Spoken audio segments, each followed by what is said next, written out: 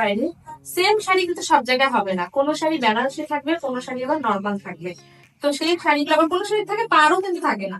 তো ফার্স্টে যখন আমরা এই শাড়িটা বুঝবো তখন কিন্তু এইভাবে বুঝবো না, এটা একটু পেছন দিকে বুঝবো। কেন? যখন আমরা বাঙালি শাড়ি পরাবো তখন কিন্তু এখানে যখন কুচি হবে একটু পা দিলে পরে বেড়ে যাবে।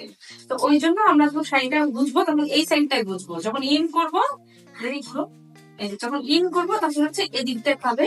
তোমরা চাইলে এইভাবে দিয়েও তারপর ভিতর দিকে ইন করা যেতে পারে, ঠিক আছে। আর যখন এই সাইডটা আমরা টাচ করবো, মানে যখন আমরা বুঝবো তখন একটু উঁচু করে বুঝবো, যেহেতু এটা লেন্থটা কিন্তু নিচের দিকটা দেখা যাবে। তো এটা যখন আমরা ইন করছি তখন একটু বুঝতে এবং ইন করবো।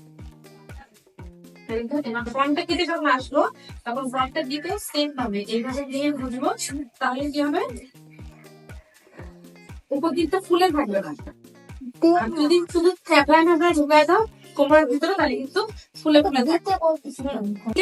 নিচের জিনিসটা সেটা নিচের কুচির জন্য রাখবো। এবার উপরে যখন প্লেট করবো সেটা নর্মাল একটা জাস্ট একটা কুচি দিয়ে মাপটা রাখবো যে ওর ওখানে কতটা কুচি লাগবে, কতটা লেন্থ এবার রাখবো, ওর হাইট হিসেবে লেন্থ রাখবো। লেন্থটা একটু নিচে রাখলে কি হয়, হাতের সাথে যদি লাগাতে চাই, ফিল করতে চাই, সেটাও করতে পারবে। এতটা রাখবো। এখন যে সামনের যে পোর্শনটা আছে, সামনের পোর্শনটা, এই পোর্শনটার মধ্যে কুচি করবো। কুচি করার সময় কেউ চাইলে এইভাবেও কুচি করতে পারে, এইভাবেও কুচি করতে পারে, আবার কেউ চাইলে হাত দিয়ে এইভাবেও মাপ নিয়ে কুচি করতে পারে। এটা মাপ নিয়ে তাহলে একদম সমান সমান হবে সব দিক থেকে।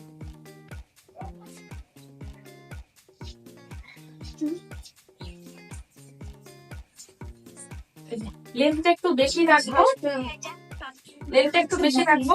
আর এই কুচি কেউ চাইলে যদি চাও তাহলে এই সাইডেও দিতে পারবা, আবার কুচি চাইলে এই সাইডেও দিতে পারবা, দুই সাইডে দিতে পারবা। এই সাইডে সুবিধা হয়। আর এই সাইড যদি করো সেম, তোমার শাড়ি করতে গেলে যে একটা কুচি তোমার একটু বাড়ন্ত নিতে হয়, এরকম করে একটু বেশি নিয়ে নিলে এই জায়গাটা আবার লাগাতে পারবা, ঠিক আছে। তো আমি বেশিরভাগ এই সাইডেই লাগাই, প্লেট লাগে চাইলে ধরবো। এখানে একটা প্রিন্ট করে নেবো একটু পরে। এবার কাস্টমার লেন্থ কতটা আছে তার থেকে একটু জাস্ট নিচে রাখবো, একদম উঁচু করে রাখবো না, ছোট ছোট প্লেট বানাবো। কেউ পারলে এখানে ধরে ধরেও বানাতে পারো, এইভাবে ধরে ধরেও বানাতে পারো। একদম ছোট ছোট প্লেট, প্লেট যত চিকন হবে, কিন্তু সব শাড়িতে কিন্তু আবার চিকন প্লেট হবে না। হ্যাঁ, মোটা শাড়িতে একদম মোটা পাড় থাকে, যেহেতু একটু ম্যানেজ করে এই করতে লাগে। এটা যেহেতু পাড় লাগানো আছে ওই জন্য সমস্যা হবে না, কিন্তু কিছু কিছু শাড়ি থাকে পাড় গুলো কিন্তু অনেক মোটা থাকে।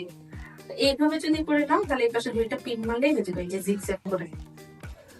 আর লাস্টের কুচিটা জানি এরকম থাকে, বুঝছো? লাস্টের কুচিটা যাতে এইভাবে এদিকেই আসে, অপোজিট ডাইরেকশনে যাতে না আসে। এখানে পিন করা লাগবে, একটু ধরে রাখা পড়বে, ঠিক আছে। পিনটা যে থাকে এই পিনটা এদিকে চলে আসবে, এই পিনটা। তারপর আস্তে আস্তে এই যে কুচিগুলা যে নিচে সেই কুচিগুলা এইভাবে প্লেট আসবে। পিছনে এগুলো পিন দিয়ে আটকানো যাবে।